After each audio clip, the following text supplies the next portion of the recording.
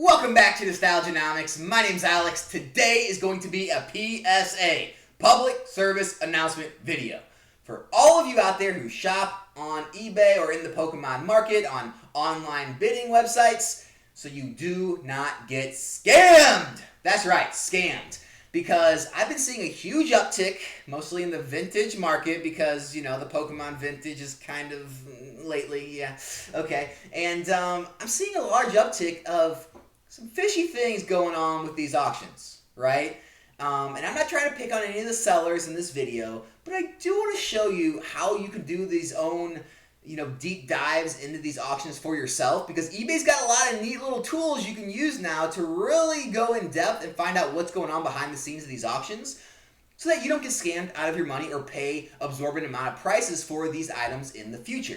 Because what's happening lately is, since the vintage market is on its way down, I think a lot of people holding these items are freaking out a little bit, understandably, right? The price points are constantly getting lowered, and anyone who's been holding these items since they were higher, or who bought into these items a lot higher during the boom and may need or want to get out of them, are not wanting to get out of them at what the general population of the market is willing to pay. And so some,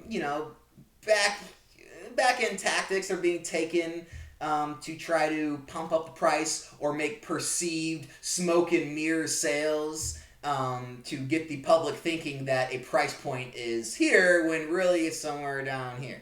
So let's get into this. I'll show you exactly what I'm talking about. So first off, I'm going to use, for an example, this first edition base set Alakazam PSA 9. So before this sale, there's not really been any legitimate sales you can look at to know a price, because look, best offer accepted. This is the best offer. Best offer. Dave & Adam's Car World had a 3-pack here. Best offer at $2,079. So what we can think is it's somewhere under $2,000. So this is the first one that's sold with actual bids, so you can actually see the price it's sold for. And so at face value, look at it, you're like, okay, $1,625, a little lower than these prices, looks legitimate, 41 bids, okay, great. You click on it, you say, okay, great, it's a legitimate seller, large amount of feedback, cool. But eBay lets you dig a little deeper now.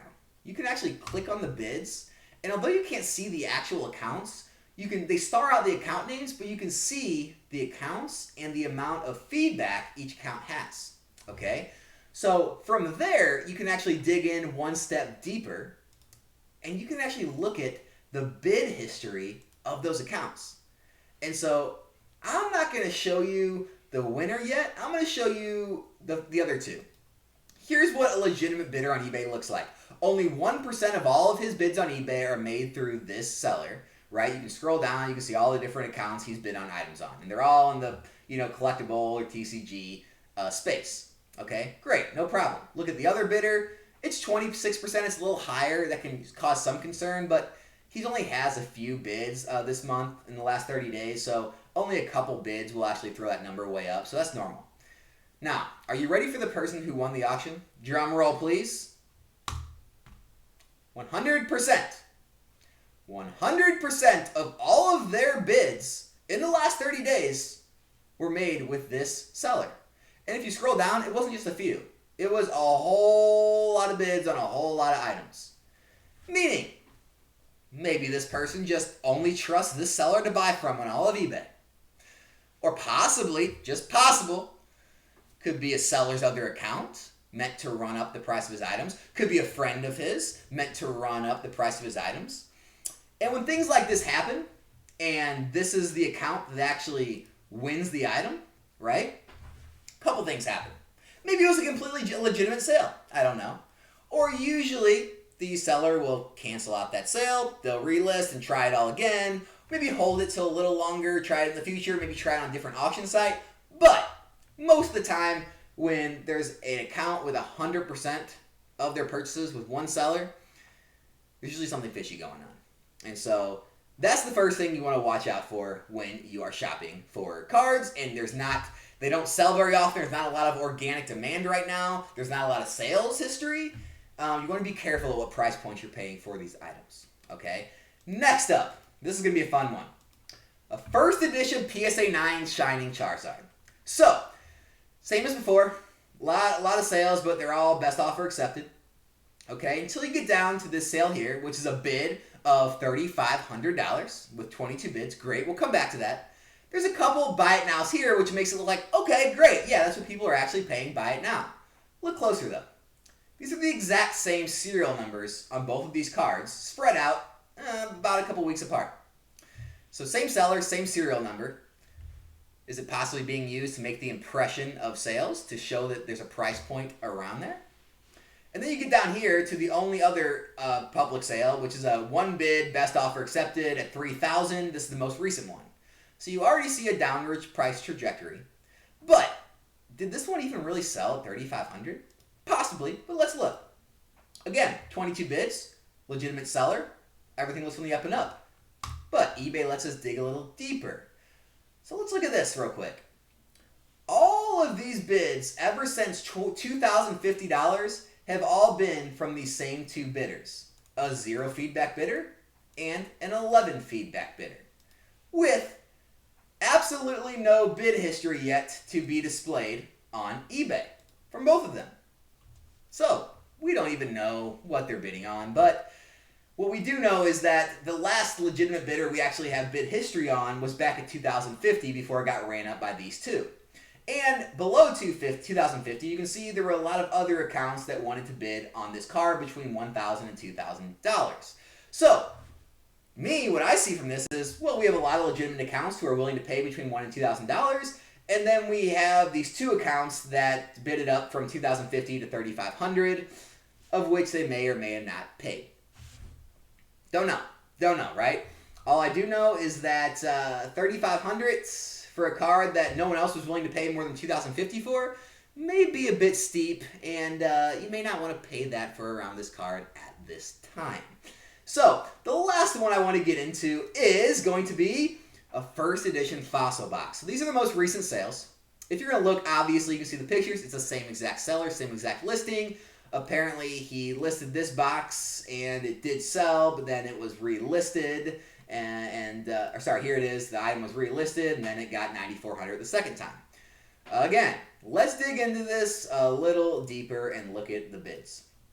Okay, so a 0 feedback bidder won this, and then there was another bidder here, and then another one down here. So let's see what their bid history looks like.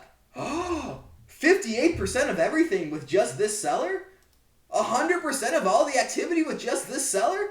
25%? Okay, that's a little lower. So out of 4 bids this month, they spent one of them with the seller. Okay, great. So 2 of the top 3 were 100% with that seller. Okay. Now let's look at the relisted item, because apparently that person with the 66% of all the bids with that seller, they, surprise, surprise, didn't pay for the item. So the seller relisted it again, and we got 69 bids this time. Let's look at all those top bidders. Well, we got this one, and this one. What's their bid history look like? 100% with this seller. 66% with this seller. 100% with this seller.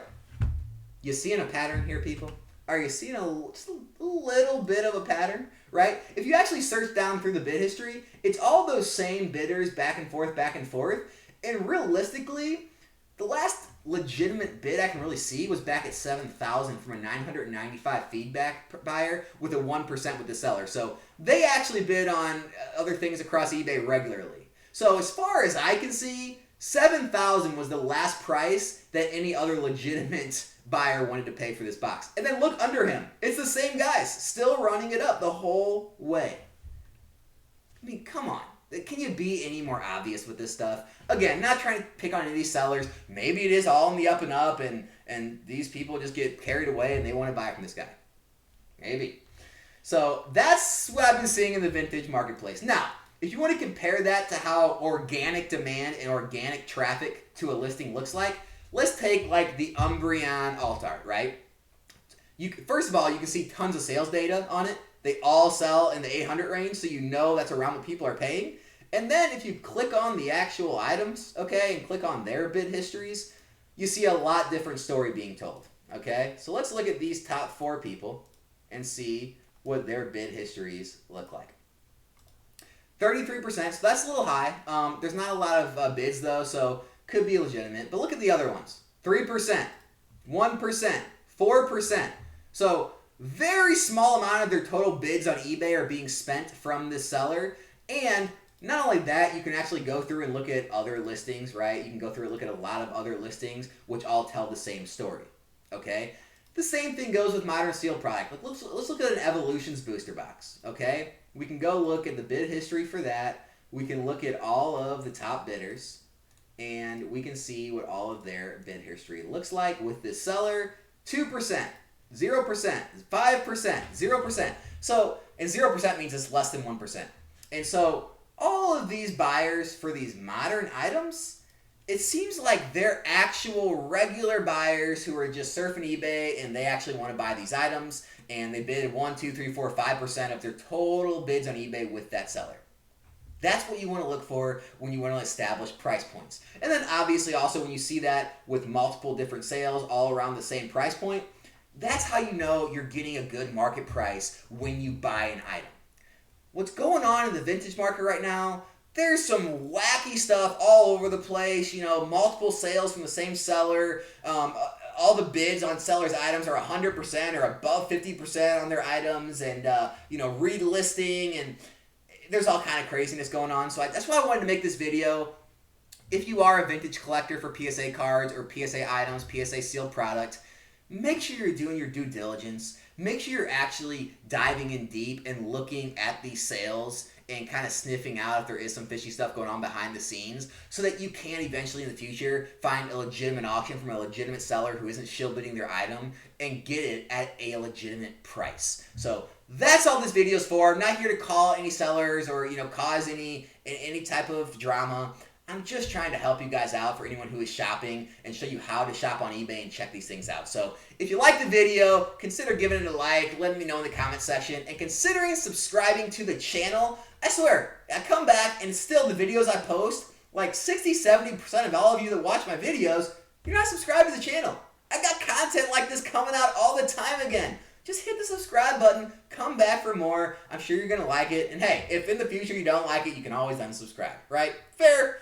So other than that, I will be back here in a new video soon, and hope you guys continue to enjoy the content. And I really appreciate all of the positive feedback and positive support all of you are showing me.